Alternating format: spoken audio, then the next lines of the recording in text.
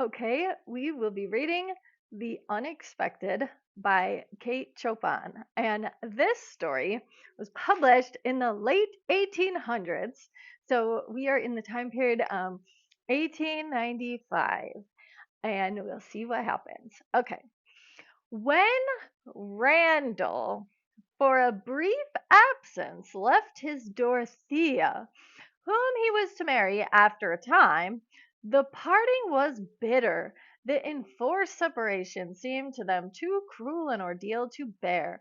The goodbye dragged with lingering kisses and sighs, and more kisses and more clinging till the last wrench came. He was to return at the close of the month. Daily letters, impassioned and interminable, passed between them.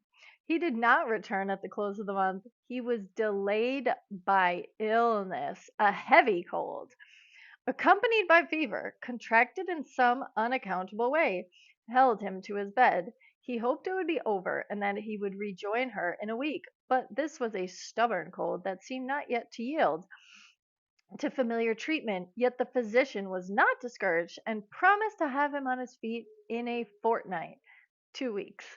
All right, that's definitely important. So we get our conflict. We would consider this the exposition. We lay out our characters, our protagonists. We'll decide if it's Randall or Dorothea, right? And considering it's a Kate Chopin story, and she was a female writer in the late 1800s, early 1900s, it is safe to assume that the female would be the protagonist in a Kate Chopin story. All right. All of this was torture to the impatient Dorothea, and if her parents had permitted, she would have hastened to the bedside of her beloved. That's an interesting point, and we could say that has to do with our story's setting, the expectations of the society at the time period. For a long interval he could not right himself. One day he seemed better, another day a fresh cold seized him with a relentless clutch, and so a second month went by, and Dorothea had reached the limit of her endurance. Then a tremulous scrawl came from him saying he would be obliged to pass the season at the South, but he would first revisit his home, if only for a day, to clasp his dearest one to his heart, to appease the hunger of her presence, the craving for her lips that had been devouring him through all the fever and pain of this detestable illness. Dorothea had read his impassioned letters almost to tatters. She had sat daily gazing for hours upon his portrait, which showed him to be an almost perfect specimen of youthful health, strength, and manly beauty. All right, so I guess now we find out what Randall looks like. Mm-mm-mm. She knew he would be altered in appearance. He had prepared her and had even written that she would hardly know him. She expected to see him ill and wasted. She would not seem shocked. She would not let him see astonishment or pain in her face. She was in a quiver in anticipation, a sensuous fever of expectancy till he came. She sat beside him on the sofa. Ugh. For after the first delirious embrace, he had been unable to hold himself upon his tottering feet and had sunk exhausted in a corner of the sofa. He threw his head back upon the cushions and stayed with eyes closed, panting. All the strength of his body had concentrated in the clasp, the grasp with which he clung to her hand. She stared at him as one might look upon a curious apparition which inspired wonder and mistrust rather than fear. This was not the man who had gone away from her, the man she loved and had promised to marry. What hideous transformation had he undergone, or what devilish transformation was she undergoing in contemplating him? His skin was waxy and hectic, red upon the cheekbones. His eyes were sunken, his features pinched and prominent, and his clothing hung loosely upon his wasted frame. The lips with which he had kissed her so hungrily, and with which he was kissing her now, were dry and parched, and his breath was feverish and tainted. I would be concerned that I was going to get sick, but this would have been a specific. We'll explore what what Randall could have possibly had wrong with him.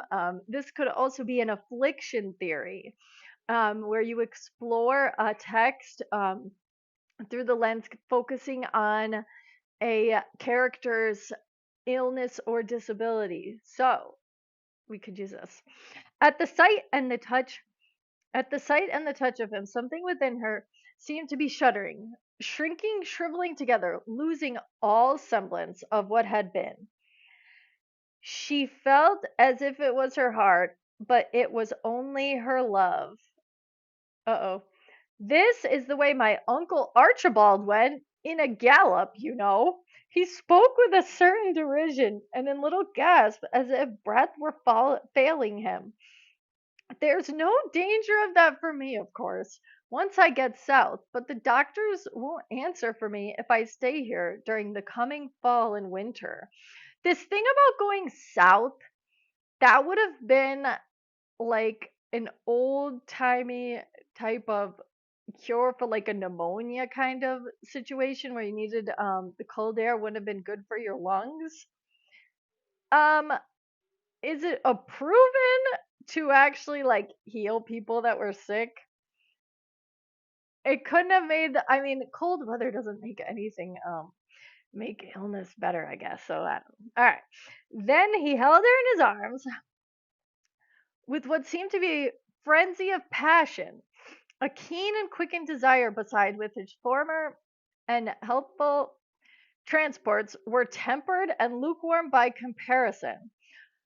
We need not wait, Dorothea, he whispered. We must not put it off. Let the marriage begin at once, and you will come with me and be with me. Oh God, I feel as if I would never let you go, as if I must hold you in my arms forever, night and day and always. She attempted to withdraw from his embrace. She begged him not to think of it, and tried to convince him that it was impossible.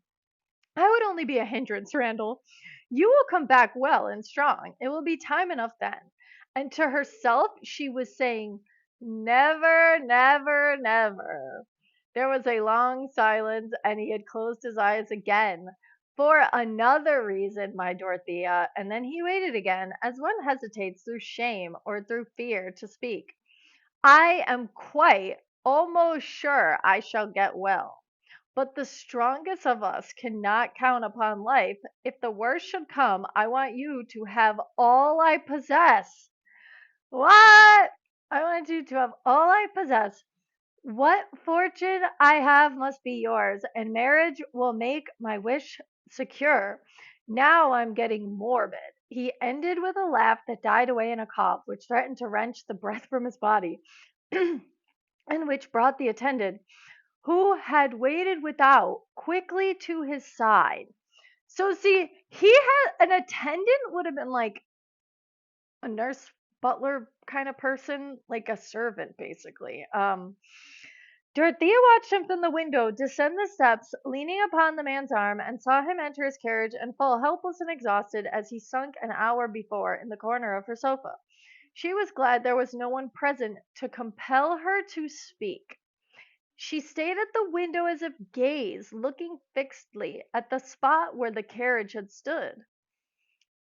A clock on the mantel striking the hour finally roused her, and she realized there would soon be people appearing whom she would be forced to face and speak to. 15 minutes later, Dorothea had changed her house gown, had mounted her wheel, and was fleeing as if death himself pursued her. This is going to be figurative language right there. Wait, figurative language. There we go. She sped along the familiar roadway, seemingly born with some force other than mechanical, some unwanted energy, a stubborn impulse that lighted her eyes, set her cheeks aflame, bent her supple body to one purpose. That was swiftest flight. How far and how long did she go? She did not know. She did not care.